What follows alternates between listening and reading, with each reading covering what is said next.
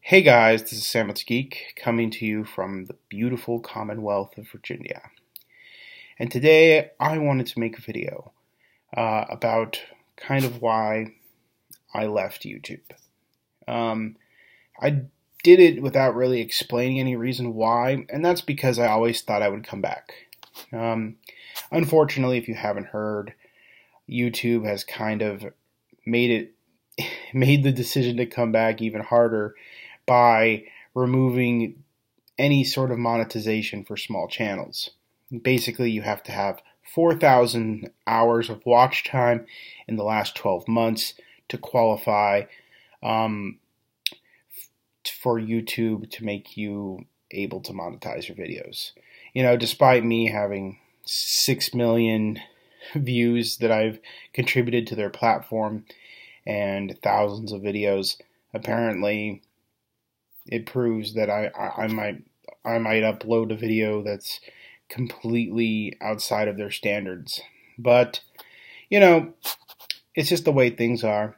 YouTube is moving to a different realm, and I can understand it. I mean, it's very difficult to monetize people, especially when you have huge creators like Jake Paul and Logan Paul who constantly find ways to create controversy and make your lives difficult.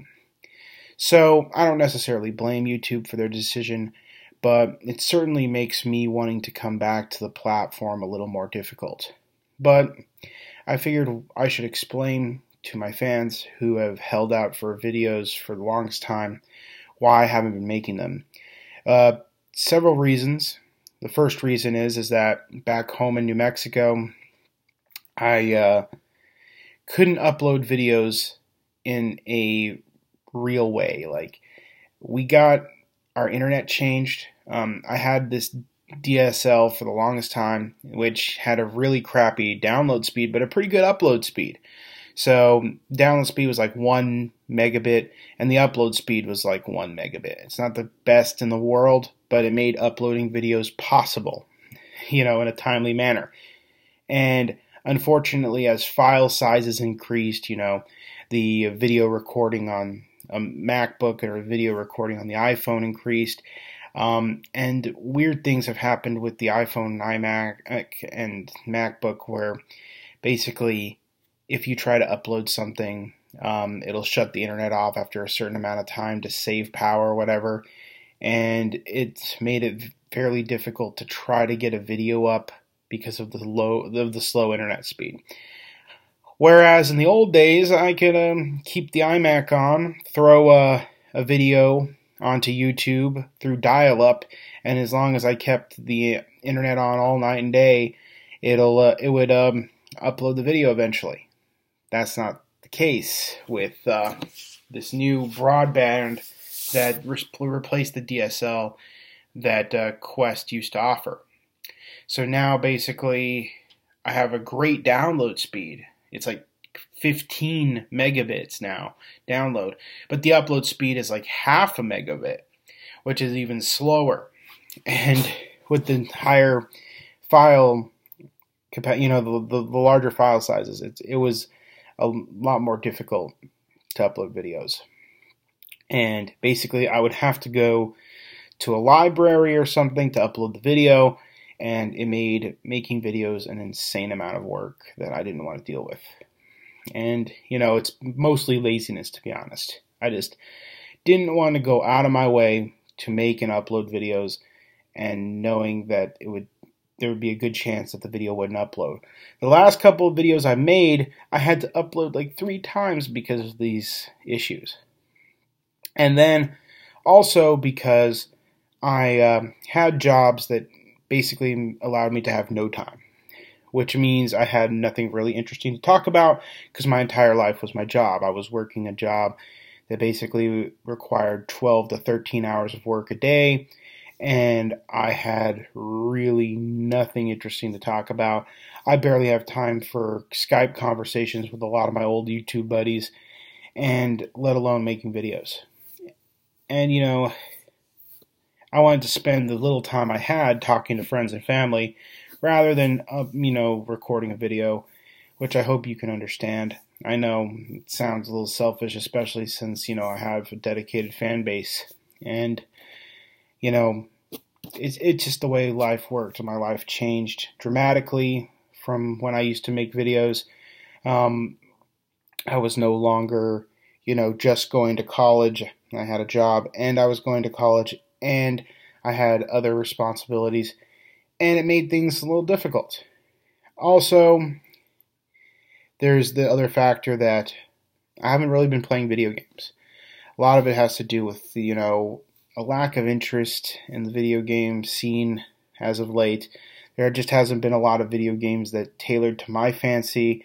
And since I wasn't writing freelance as much as I used to, especially about video games, I was writing a little freelance, but it was about mostly local issues, and I wasn't really working for a website or a company anymore that required me to cover video games. There was a lot less incentive to play video games, and there was a lot less incentive to keep up with video game news because of that. And it just kind of made me fall out of the passion. And, in the last couple of years, I've only, last year, I only played 3 games. Hey Pikmin, the remake of The Return of Samus, and Pokemon Moon, and that's it. I haven't played any video games, and most of them have been small 3DS games. This year alone, the only video game I played was the re-release of L.A. Noire for the Xbox One. That's all I played, and some Overwatch with some buddies on Skype. And those don't really provide for interesting conversation. They're mostly old games and remakes, and a lot of people probably wouldn't be too interested in what I had to say about those. So, and I also didn't rebeat L.A. Noire, and I also didn't beat the Return of Samus remake. But, it's also because, I just kind of felt out of place in the video game industry now. After Gamergate and that huge scandal, it just seemed like, I had really nothing to contribute because I was kind of neutral. I understand where a lot of gamers' frustration were coming from, where it seemed like for almost 2 years, game journalists were going out of their way to write these think pieces, and that just seemed out of place and unnecessary. And then at the same time, I think the response was kind of ridiculous. I think that, let's be honest, most of these journalists are 20-somethings living in an apartment together, 5 or 6 apiece in Oakland. They're not exactly, scholars. They're not going to come up with really good, interesting analysis. It's basically the equivalent of a blog half the time. And also they're talking to something that's basically toys for adults. So it's not going to provide, I think responding to them as if they're the definitive answer on video games is kind of ridiculous. Yes, some video game companies take critiques seriously, but most don't. That's the reality of the situation. And I don't think that, the response to them was, the response that was gathered by people was really an appropriate response. But, it also led to a lot of these people targeting, a lot of the people in the industry targeting conservative journalists. And being a conservative myself, I felt, is this do I really want to deal with this? Do I really want to insert myself into the conversation? And also, YouTube itself back in the day used to be a lot more fun. It was basically characters. Samuel T. Geek was a character. El Presidor was a character. But it's become super serious. People's actual lives were being affected by this. My life was affected by this, especially when I got compromised, and then, people doxed me as well. And it's the whole fun about this is that we were all kind of like WWE wrestlers, over exaggerated and stereotypes. I wanted to be kind of a parody of, the angry video game nerd, as well as Chris Pirillo and the cost from the old Mac versus PC days. Kind of wanted to be that type of personality and kind of fuse them all together, and I thought it was an interesting, fun take on a lot of what I saw in like comment sections and IGN and stuff. Like that's the fun that we used to have. But unfortunately, things got way too serious. Things got way too drama filled. And, as you get older, you just don't want to deal with this stuff. You have more important things to deal with in life. And also, my passions kind of changed, similar to Colin from IGN. I wanted to focus more on politics, and I've been more involved in that, and less involved with video games and tech. I still love video games and tech, don't get me wrong. I just haven't kept up with them like I used to. And, if I still wrote about them, it'd probably be a little different. But, making videos for no money, and since it's not as fun as it used to be, just, I'd be making videos sort of as a chore. And I didn't want to have really boring content because it's a chore. It's easier when you're getting paid, and it's easier when you really enjoy it, but in actuality, when it becomes a chore, it's time for you to stop.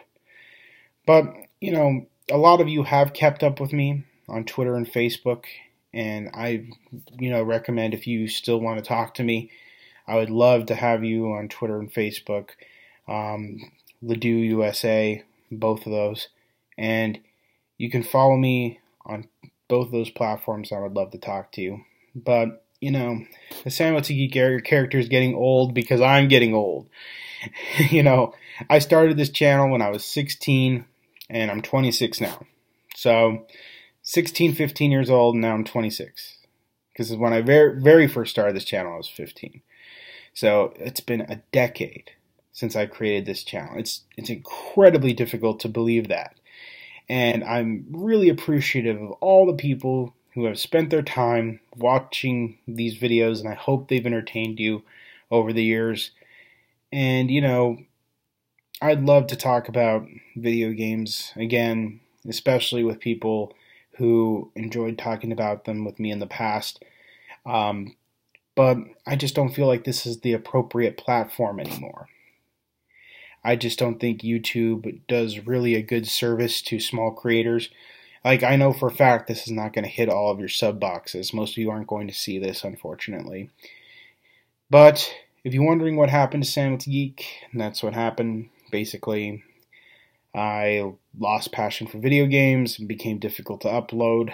And I also wasn't really being paid or anything anymore.